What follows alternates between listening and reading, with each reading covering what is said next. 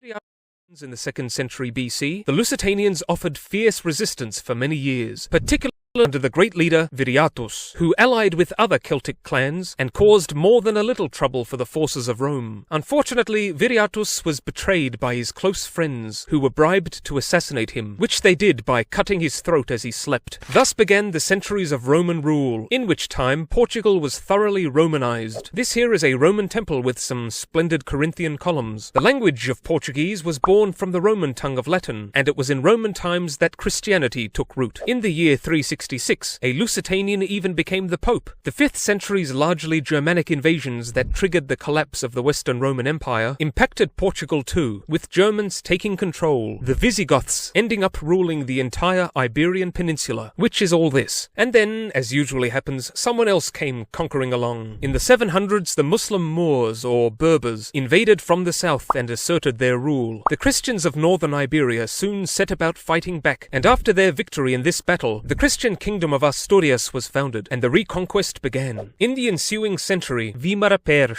pushed south and took more ground, including the city of Porto, from which Portugal gets its name. This county of Portugal gained its independence in 1139 under Afonso, the first king of Portugal. He marched south and captured more land, including the future capital, Lisbon, in which endeavour he was aided by forces from the Second Crusade. By the mid-1200s, the last of the Moors had been kicked out of Portugal, and King Denis's reign saw quite a bit of peace and reform. And yes, there really was a King Denis. In 1373, Portugal and England signed a treaty of friendship, and the Anglo force, and stands as the oldest in the world. And as learning increased, Portugal prepared to lead the world in maritime affairs. Prince Henry the Navigator championed voyages of exploration, and Portuguese seafarers initiated the pivotal historical era known as the Age of Discovery, when Europeans began to sail the seas in search of lands to conquer and explore. And Portugal did quite a bit of both, as it forged an empire, claiming islands and establishing colonies in Africa. In the late 1400s, Vasco da Gama sailed around that continent to reach India for trade. In 1500, Portugal claimed Brazil, and in 1519, Fernando Magalhães, known in the English-speaking world as Magellan, led the expedition that would be the first in history to sail all the way around it. Of course, empires mean horrors and ugliness too, exploitation and enslavement. Yes, Portugal, which had once been conquered and oppressed, now began oppressing and conquering others. In any case, the elites amassed much wealth. This and this and this and this. Now, after young King Sebastian disappeared in the midst of a battle, presumably dying, he left no heir to the throne, and Portugal subsequently joined Spain in the Iberian Union of 1580. This meant Portugal was dragged into Spain's conflicts and geopolitical jumbles, such as its war against the Netherlands. Thus, Portugal gained a new enemy, and as the Dutch arose as a rival seafaring power, they became more and more keen on challenging Portugal's control of trade in the east. Now, I wonder what happened. Yep, a big war. Portugal defended many of its settlements, but the Dutch pinched quite a few of them and established a lucrative presence in Southeast Asia. Needless to say, Portugal was pretty upset about this, and was angry at Spain for having occasioned it, and angry at Spanish rule altogether. And so, Portuguese Restoration War. After many years of fighting, and some handy help from its friend England, Portugal won its independence, and John IV of the House of Bragança became king. In the age of enlightened despots, Portugal got John V and his fabulous wig, who expanded the empire and acquired loads of wealth from his colonies, particularly Brazil, where gold was discovered. Much of the money went towards building architectural wonders, such as the sumptuous palace of Mafra. In 1755, the capital Lisbon was destroyed by a massive earthquake. Now, at this time, Portugal was effectively ruled by the statesman, the Marquis of Pombal, a dictatorial but intelligent and able administrator and reformer, who set about immediately rebuilding the city, this time with engineers modelling buildings to be earthquake-resistant. In 1807, Napoleon's France invaded and occupied Portugal, and the Portuguese people revolted, and were supported by the British, and the French retreated. Portugal's empire suffered a big blow in the 1820s, with the loss of Brazil, which gained its independence. Then there was a fight for the throne, and a push for modernization. By 1910, the changing world and its altered mindsets saw the people frustrated with the way things were going, and there was a revolution that overthrew the monarchy and established a republic. This transition was fraught with with setbacks, and a host of leaders with varying amounts of facial hair could not make it work, and it collapsed in a coup, and the country ended up in the hands of nationalist dictator Antonio de Oliveira Salazar. His regime has a complex legacy, but one good thing he did was keep Portugal neutral during World War II. During that conflict, however, he allowed Portugal's old ally Britain to make use of the military facilities and airfields of the Azores, or Açores, as they say in Portuguese. Democracy returned to Portugal after the Carnation Revolution of 1974, and the country began relinquishing its colonies. In 1986, it joined the EU, and many improvements were made despite being hit hard by the financial crisis of the late 2000s. Anyway, Portugal today boasts a very high level of human development and is one of the safest and most peaceful places in the world. Part of that large, strange, archaic European culture known as Belbeek, built and worshipped the god of hot springs. I guess they are pretty nice. And Iron Age Portugal was filled with different tribes. Most prominent of these tribes were the Lusitanian.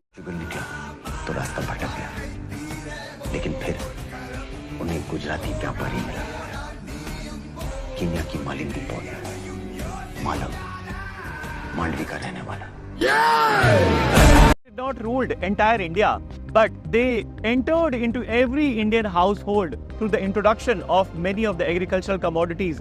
And these agricultural commodities became a household name. It is used regularly, and these agricultural commodities are tomato, potato, papaya, groundnut, cashew nut, passion fruit, pineapple, prickly pears, guavas, and also one of the most important, that is the chilies. So the first documented use of the chilies is found from 1604, and then onwards it became household name and in fact part of the every Indian cuisine. Another very important contribution of the Portuguese was introduction of the grafting technique.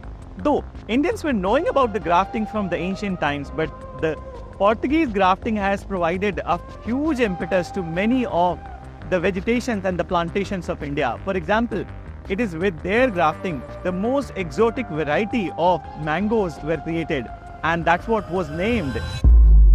So when my ancestors arrived, they were treated as just another different caste of people.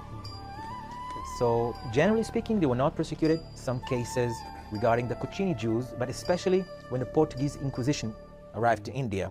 So this was an European influence coming into India, and they devastated many of the Cochini Jews, some accounts say.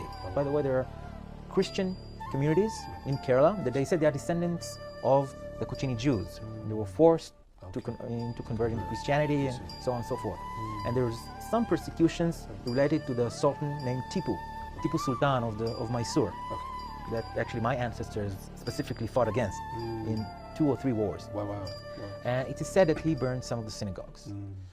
Travancore राजा रमन नायर या रमन वर्मा के नाम से भी जानते हैं, ने टीपू सुल्तान और हैदर अली के हिंसक आक्रमणों से निर्दोष नागरिकों की रक्षा की। इसी वजह से उन्हें धर्मराज की उपाधि भी मिली।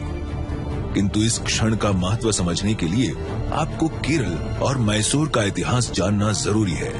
उस ऐतिहासिक दहेज के बारे में जिसमें इंग्लैंड के किंग चार्ल्स सेकंड को बॉम्बे यानी कि आज का मुंबई दहेज में मिला। साल 1661 इंग्लैंड के राजा चार्ल्स सेकंड को Portuguese princess Catherine of Braganza से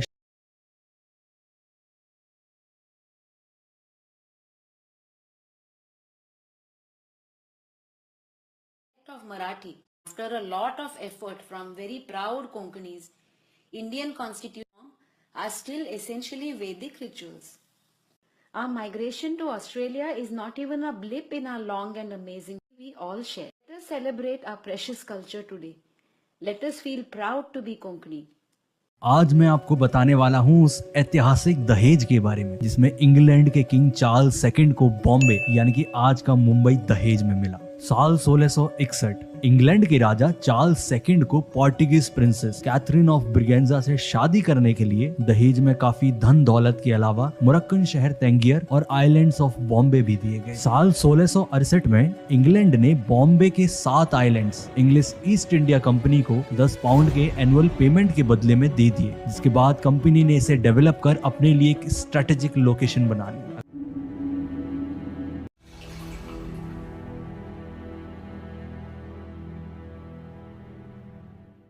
சார் பெனிகல் நரசிங்கராவ் நம்மள நிறைய பேருக்கு இவரை தெரியாது. ஆனா இந்திய அரசியலமைப்பு சாசனத்துக்கு அடித்தளம் போட்டவர் இவர்தான். டாக்டர் அம்பேத்கரின் தலைமையிலான கான்ஸ்டிடியூஷன் கமிட்டிக்கு அட்வைசரா இருந்தவர் தான் BN ராவ். இந்தியாவுடைய ஃபர்ஸ்ட் வெர்ஷன் ஆஃப் இந்தியன் கான்ஸ்டிடியூஷனை டிராஃப்ட் பண்ணது இவர் தான். அதுக்கப்புறம் நிறைய டிஸ்கஷன்ஸ், டிபேட்ஸ், அமெண்ட்மெண்ட்ஸ்க்கு அப்புறம் இந்த டிராஃப்ட் ரிவைஸ் பண்ணப்பட்டு 1949ல எல்லோராலையும் ஏற்றுக்கொள்ளப்படுது. இந்தியா மட்டும் இல்லாம மியான்மருடைய கான்ஸ்டிடியூஷனை டிராஃப்ட் பண்றதுக்கும் இவர் உதவி பண்ணியிருக்காரு. कदम्बा के राजा को अपने इस देवता पर इतना विश्वास था कि उन्होंने अपने सिक्कों और तांबे के प्लेट में उत्कीर्ण भी करवाया। लेकिन बहामनी सल्तनत जब दक्कन के पठार पर शासन कर रहे थे, उसी समय इस मंदिर को नष्ट कर दिया गया। सन 1391 AD में माधव मंत्री, जो विजयनगर साम्राज्य के मंत्री थे, उन्होंने इसे फिर से बनवाया। लेकिन 1540 में यह मंदिर पोर्तुगीज द्वारा पूरी तरह नष्ट कर दिया गया था। अब छत्रपती शिवाजी महाराजांनी स्थापन केलेलं हिंदवी स्वराज्य अर्थात हिंदू राष्ट्र ह्याचंच एक उदाहरण श्री सप्तकोटेश्वर मंदिर, जे पोर्तुगीजांनी पाडलं आणि महाराजांनी पुन्हा 1668 मध्ये बांधलं. आज दैवत आहे. जर कधी गोव्याला गेलात तर तुम्ही नक्की विजिट द्या. आणि Hindu gods and their idols are as dirty as they are ugly and horrible to look at. And witnessing the destruction of temple idols gives me so much joy. The person who said this was also the chief architect of the Goa Inquisition that led to the conversion, torture and murder of countless Hindus. His name was Saint Xavier.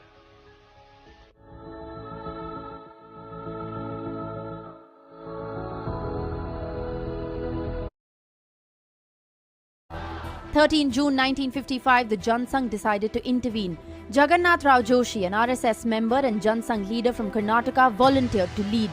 The plan was to carry out a series of satyagrahas from June to August 1955. On 15 June 1955, satyagrahis entered Goa at Savantwadi in small boats. But they were arrested, beaten and tortured. Undeterred, 2 months later, over 8,000 people from all over the country marched into Goa. This time, the Portuguese opened fire. अगर आप Indian हैं तो सुनिए गोवा की कहानी।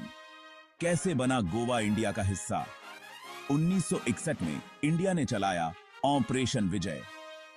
451 साल की पुर्तगाली राज के बाद गोवा को आजाद कराने का फैसला हुआ। 18 दिसंबर 1961 भारतीय सेना, नौसेना और वायुसेना सबने मिलकर गोवा पर किया धावा।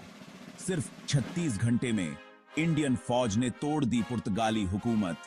इस ऑपरेशन ने गोवा को तो आजादी दी ही, साथ में पूरे देश के युवाओं में देशभक्ति की लहर दौड़ा दी। गोवा की आजादी ने साबित किया, एकता और हिम्मत से कुछ भी मुमकिन है। तो दोस्तों, Hind and Nagar Haveli and Daman and Diu की अगर टेक्निकली देखा जाए तो यह सबसे नई यूटी है हमारे प्यारे भारत की, बट इसका इतिहास कुछ पुराना है। 1987 में गोवा को राज्य का दर्जा मिलने से पहले ये पुर्तगाल के कब्जे में थे। 1961 में जब गोवा को पुर्तगालियों से मुक्त कराया गया, तभी उसी समय दमन दीव को भी भारत में मिलाया गया। 30 मई 1987 में इसे एक अलग केंद्र शासित प्रदेश का दर्जा मिला। 26 जनवरी 2020 को दादर, नगर हवेली और दमन दीव को मर्ज किया गया और एक नई यूनियन टेरिटरी बनाई गई। वहीं बात करें एरिया की तो 603 किलोमीटर स्क्वायर इसका एरिया है। पॉपुलेशन लगभग 5,85,000 है। लिटरेसी रेट 88% है। दमन यहाँ की कैपिटल है। अगर बात करें लैंग्वेज की तो गुजराती यहाँ की फर्स्ट लैंग्वेज है। दीव एयरपोर्ट यहाँ का मुख्य एयरपोर्ट है। दमन गंगा नदी यहाँ की सबसे मुख्य नदी है। देविका बीच तथा जैमपोर बीच यहाँ के खूबसूरत बीच है। फिशिंग यहाँ का मुख्य व्यवसाय है। वीडियो पसंद है तो लाइक करें, सब्सक्राइब करें। இந்த கொங்கன் ரயில்வே எப்போ ஆரம்பிக்கப்பட்டது அப்படின்னு கேட்டிங்கன்னா 1993 ஃபர்ஸ்ட் உடுப்பியிலிருந்து மங்களூர் வரைக்கும் மட்டும்தான் ரன் ஆயிருக்கு.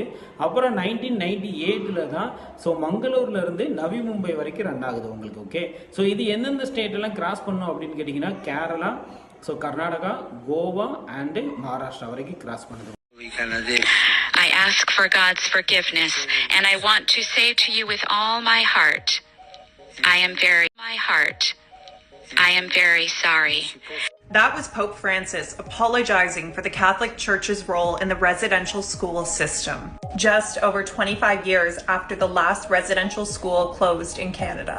The system locked away more than 150,000 Indigenous children, ripping them from their family and their culture in an effort to destroy Indigenous identity. An estimated 4,000 to 6,000 died from abuse, disease, malnutrition, and other factors. And countless more were subject to sickening abuse. But today, in front of an Indigenous delegation from Canada, the Pope has apologized. Indigenous delegates, meanwhile, hope he'll reiterate this apology on Canadian soil.